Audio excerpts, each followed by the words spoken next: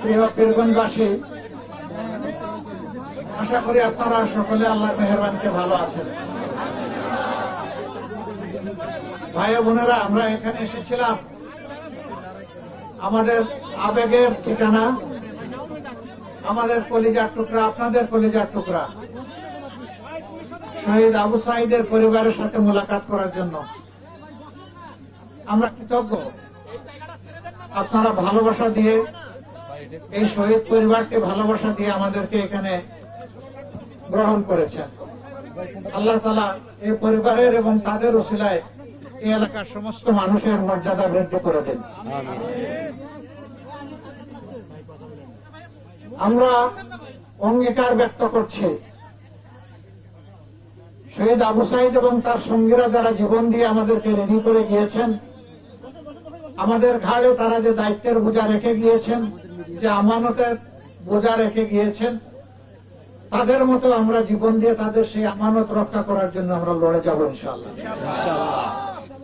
তাদের যে আকাঙ্ক্ষা, যে প্রত্যাশা ছিল একটি দুর্নীতিমুক্ত, সন্ত্রাস মুক্ত, ফেসিবাদ মুক্ত, দুঃশাসন মুক্ত, আধিপত্যবাদ মুক্ত একটি মানবিক বাংলাদেশ গড়ার, যে বাংলাদেশে সকল ধর্ম বর্ণের মানুষ মিলেমিশে শান্তিতে বসবাস করবে এবং যার যার যোগ্যতা অনুযায়ী, দক্ষতা অনুযায়ী জাতি গঠনে, উন্নয়নে অবদান রাখবে।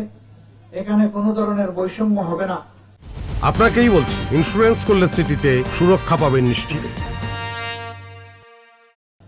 এর জন্য তারা রাস্তায় নেমে স্লোগান দিয়েছিল, উই ওয়ান্ট জাস্টিস। আমরা চাই ন্যায় বিচার।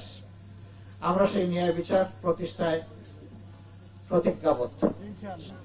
আল্লাহ আমাদের এই কমিটমেন্ট পূরণ করার তৌফিক দান করুন। আমরা তাদের স্বপ্ন বাস্তবায়নে কাজ করে যাব ইনশাআল্লাহ। আমাদের নিজস্ব কোনো এজেন্ডা নাই।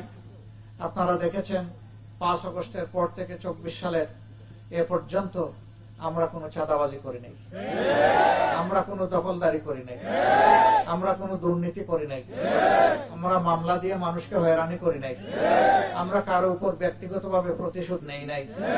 বরঞ্চ আমরা চেয়েছি একটি শান্তির বাংলাদেশ গঠন করার জন্য জাতিকে ঐক্যবদ্ধ করতে। আমরা আমাদের জাতিকে বিভক্ত করতে দেব না। এই বিভক্তির অবসান ঘটানোর জন্যই আমরা 10টি দল একত্রিত হয়েছি, 10 মিলে আপনাদের সামনে এসেছি। আমরা বাংলাদেশের 300 আসনে পারস্পরিক সমঝোতার ভিত্তিতে বিভিন্ন দল থেকে আমরা প্রার্থী দিয়েছি। এখানেও আমার সাথে কিছু প্রার্থী আছেন।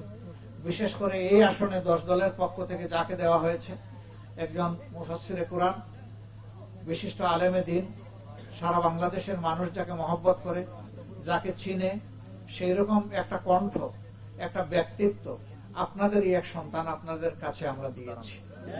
আমরা আশা করি আপনারা তার পাশে থাকবেন।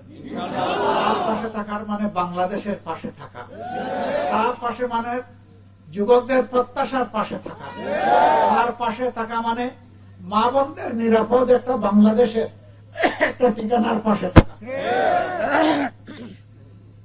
আমরা কথা দিচ্ছি, জীবন যাবে, অন্যায়ের কাছে মাথা নত করবে।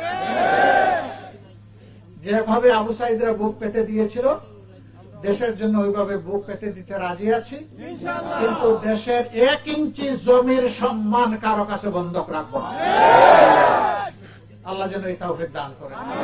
আমরা এগিয়ে যাব, সবাই মিলে এগিয়ে যাব ইনশাআল্লাহ। সাংবাদিক বন্ধুরা আমাদের পাশে থাকবেন, সহযোগিতা করবেন। আজকে এতটুকুই। আল্লাহ তাআলা এই এলাকার উপর শান্তি এবং রহমত বর্ষণ করুন। আবু সাঈদের উসিলায় এই এলাকাকে আল্লাহ তাআলা সম্মানিত করুন। আল্লাহ আমাদের দেশকে সম্মানিত করুন। আসসালামু আলাইকুম ওয়া রাহমাতুল্লাহ।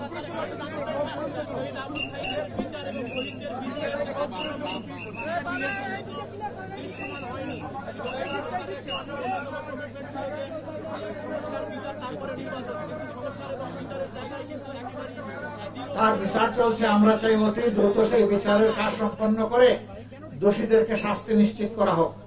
এই ব্যাপারে আমাদের অবস্থান একেবারে স্পষ্ট। আর পরিবারের সুযোগ সুবিধা যেটা বলছেন, সবচেয়ে বড় সুযোগ সুবিধা হলো আমরা তাদেরকে আমাদের মাথার তাজ করে রাখবো ইনশাআল্লাহ। এবং এটা বাস্তবে দেখবেন ইনশাআল্লাহ। এটা ঠোঁটের কথা নয়, এটা বুকের কথা।